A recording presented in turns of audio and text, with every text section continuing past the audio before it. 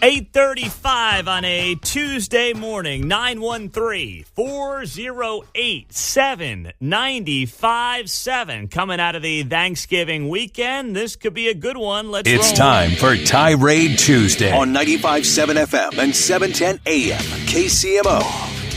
Are you talking to me? How dare you?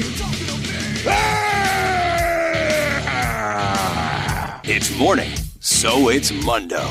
All right, Tirade Tuesday. Whatever you want to rant on, this is your segment. So if it doesn't live up to the hype, if it doesn't live up to the expectations, you can't blame me. It's the only segment, only one during the week that if it isn't good, well, it's on you. So get us some good tirades. Phones are open, 913-408-7957. It doesn't have to be about the news or politics. It can be about sports or whatever the heck is on your mind. Something from Thanksgiving dinner that still has you lit, that you got to get off your chest before you go to the office. 913-408-7957. Open lines. Let's start in Lee Summit. That's where Jim is. Jim, what's your tirade? Good morning. Jackson County Prosecutor's Office. One of the biggest crooks in Kansas City who is taking the life savings of old ladies and old men at auction company. I wish I could tell his name because he just changed it to another name. As he's done 3 times before, who wrote me a $6,500 check. The so-called Jackson County Sheriff's Department supposedly investigated it. The reason and rationale why the prosecutor's office won't prosecute it, because the check was good when he wrote it, and because I didn't cash the check right away, it had money in the account when he wrote it, which I've seen no verification of that from the Sheriff's Department, and no original documents or anything, and says because I didn't cash the check, that's a felony, by the way. They're not going to prosecute it.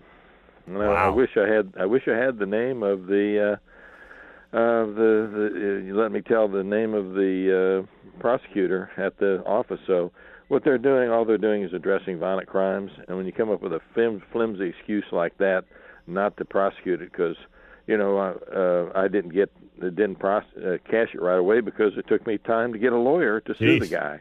Well, Jim, thank you for that. That's jeez, okay. That's rough. But anyone ragging on the prosecutor's office is usually going to be A-okay in my book in this town. They've done a poor job top to bottom. Fred, Overland Park, go ahead. What's your tirade? My tirade is tied to the sugar, the health and stuff that you were talking about earlier. Not that long ago, the cereal companies had this scam where they were releasing their cereal with boxes that said 50% less sugar, and all they did was change to a different form of sugar.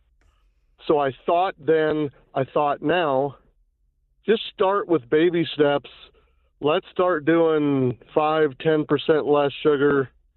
Go around things like that. You're not going to get guys to put down their barbecue and go straight to yogurt. All right, thank you very much, Fred. Let's go to Bailey in Overland Park. What's your tirade, Bailey?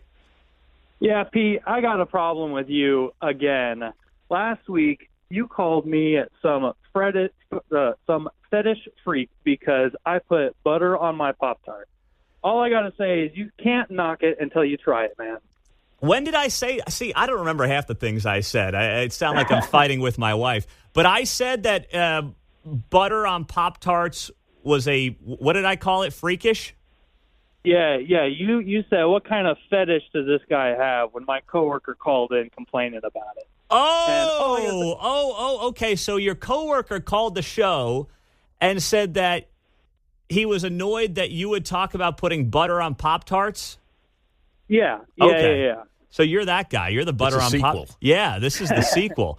Wow. Okay. Yes, that is a weird fetish, but I admit I haven't tried it. So you're saying I need to try the butter on Pop-Tarts? Oh, yeah. And don't mess with the unsalted stuff. You got to go with the salted butter. Oh. It is phenomenal. Oh, man. Okay. Oh, Are you still asking him if he's putting the butter on the Pop-Tart? Oh, yeah, every day. Okay. Multiple times. He started counting every single time that I asked him.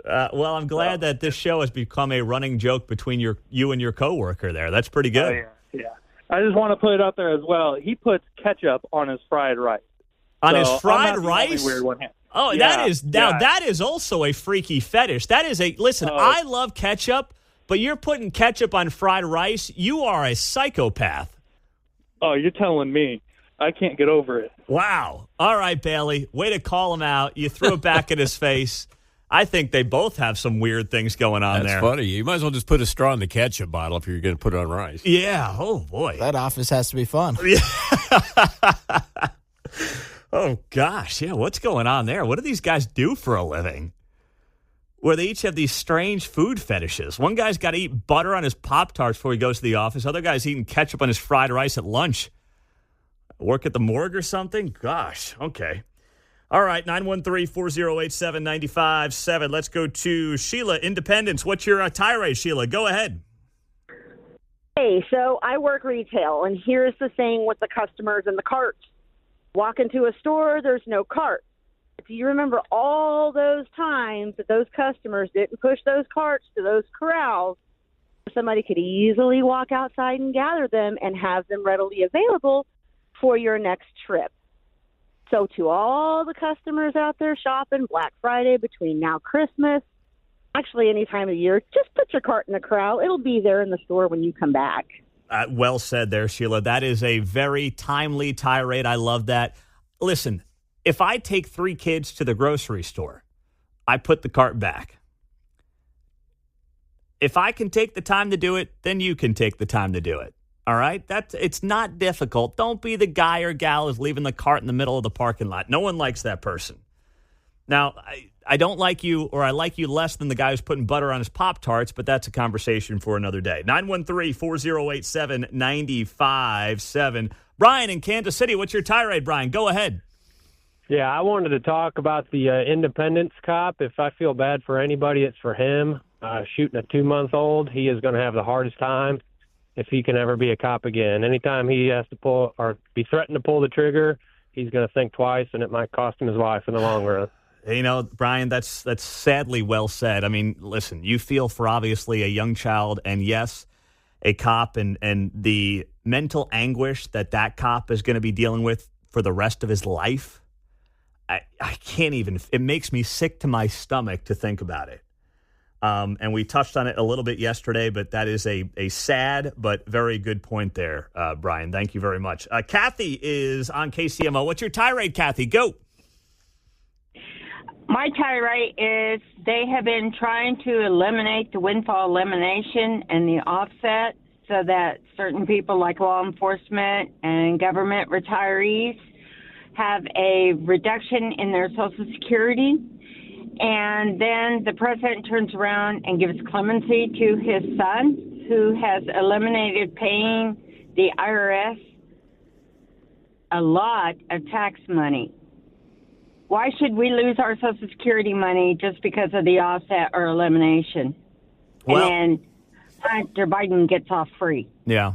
Well, Kathy, I listen, I don't know how much those two things are correlated.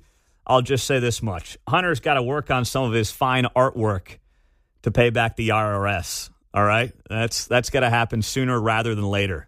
There was a story that he tried to pay off somebody rent money by giving them a piece of his artwork that he made with his feces. There was a story floating around about that yesterday. I was like, you've got to be kidding me. 913-408-7957. Let's go to Jeff and Shawnee. What's your tirade, Jeff? Go.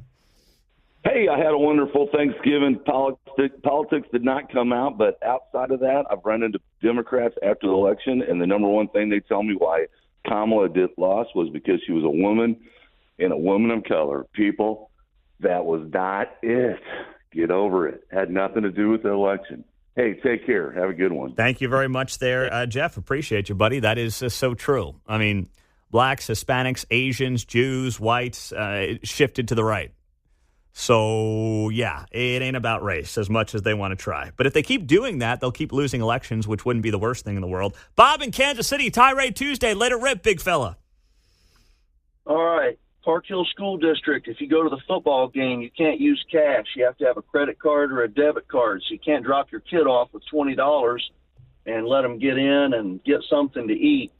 I just think it's interesting that the public school won't accept the public currency. That's all I have. Oh, that's good there, Bob. Nice work. Wow. Listen, I know everyone wants to go cashless. I know that if you go to a game, right, Chiefs, Royals, you better have a card on you. But a high school football game, you can't pay for your $5 ticket. I mean, I can. If I go to games on the Kansas side of the state line, I'll take my girls there once in a while, and we get in with good old-fashioned cash. $2 popcorn I can't buy with cash? What are we teaching our kids, I'll add, as well?